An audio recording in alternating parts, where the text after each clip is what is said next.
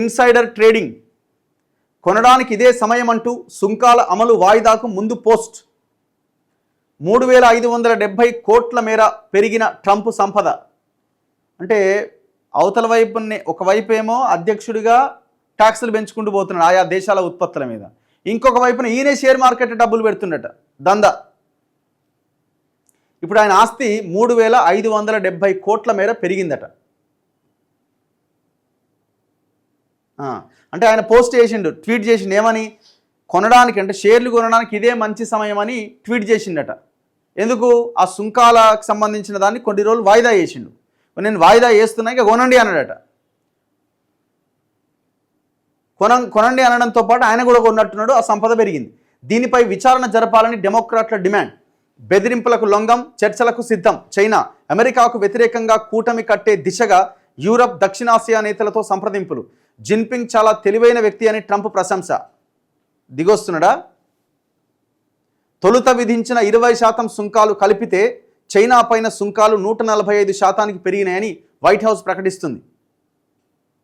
ప్రతీకార సుంకాల అమలును 90 రోజుల పాటు వాయిదా వేస్తున్నట్టు ప్రకటించడానికి 3 గంటల ముందు ట్రంప్ తన సొంత సామాజిక మాధ్యమమైన ట్రూత్ సోషల్లో ఒక ఏకవాక్య పోస్టు పెట్టిండు. కొనడానికి ఇది గొప్ప సమయం, డీజేటీ అని ఆ పోస్ట్లో ఆయన రాశారు. ఏం కొనడానికి అది గొప్ప సమయంలో ఆయన నిర్దిష్టంగా చెప్పలేదు, కానీ ఆయన పోస్టులోని డీజేటీ అనే పొడి అక్షరాలను మాత్రం స్టాక్ మార్కెట్లో ట్రంప్ మీడియా అండ్ టెక్నాలజీ గ్రూప్ను ఉద్దేశించే ఆయన గ్రూప్ అట, అది ఆయనకు సంబంధించిన ఒక కంపెనీ. కొనడానికి ఇదే సమయం డీజేటీ అని పెట్టిన, డీజేటీ అనేది ఆయన కంపెనీ. సో ఆ డీజేటీ షేర్లు కొనండి అని చెప్పినట్టు ఇండైరెక్ట్గా అది దావాణం లాగా వ్యాపించింది, అందరూ కొనుగోలు చేయాలి, ఎందుకంటే అధ్యక్షుడు కదా. సో దీంతో ఆయన షేర్ల వాల్యూ పెరిగి దాదాపు 3570 కోట్ల మేర సంపద వచ్చి పడ్డదట ట్రంప్కి. ఇట్లా మన ఇండియా మీద కూడా ప్రతీకారం తీర్చుకుంటున్నాడు. ఇగో ఇండియన్ స్టూడెంట్స్కి అయితే చాలా ఇబ్బంది ఉన్నది. విద్యార్థి వీసా రద్దయితే ఇంటికేనా, 15 రోజుల్లో వెళ్ళిపోవాలి అని నిబంధన. అయోమయంలో భారత విద్యార్థులు, వర్సిటీలు, న్యాయవాదుల మద్దతుతో కొంతమేర ఉపశమనం కలుగుతున్నదట.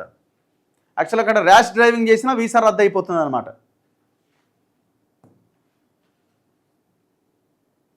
ఇగో సుంకాల అమలు వాయిదా ప్రకటనతో మార్కెట్లు మళ్ళీ దూసుకుపోతాయన్న విషయం తెలిసి కావాలనే ట్రంప్ ఆ పోస్టు పెట్టారని, దీనివల్ల ట్రంప్ మీడియా షేర్ల విలువ భారీగా పెరిగి 22.67% మేర లాభాల్లో ముగిసిందని, ఆ గ్రూప్లో 53% వాటా ఉన్న ట్రంప్ వ్యక్తిగత సంపద ఒక్క రోజులోనే $415 మిలియన్ డాలర్ల మేర పెరిగిందని డెమోక్రాట్లు మండిపడుతున్నారు.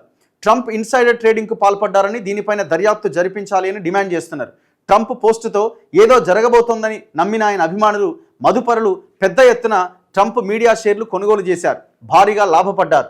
ఈ క్రమంలోనే తన మాట విని షేర్లు కొన్న ఒక సన్నిహితుడికి $2.5 మిలియన్ అంటే దాదాపు 21 కోట్లు, మరొకరికి $900 మిలియన్ అంటే దాదాపు 7,743 కోట్లు వచ్చాయని ట్రంప్ చెబుతున్న వీడియో ఒకటి వైరల్ అయింది. అయితే ఆయన ఇన్సైడర్ ట్రేడింగ్కు పాల్పడలేదని, అమెరికా ప్రజలకు, మార్కెట్లకు, దేశ ఆర్థిక భద్రతపై నమ్మకం కల్పించడం అధ్యక్షుడిగా ఆయన బాధ్యత అని వైట్ హౌస్ వర్గాలు ఆయన్ని వెనకేసుకొచ్చాయి.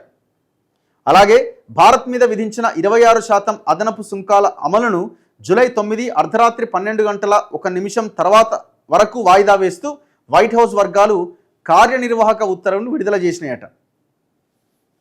ఇట్లా మనోడు ఒక సైకో మాదిరి తన ఎజెండాలో తాను ముందుకెళ్తా ఉన్నాడు.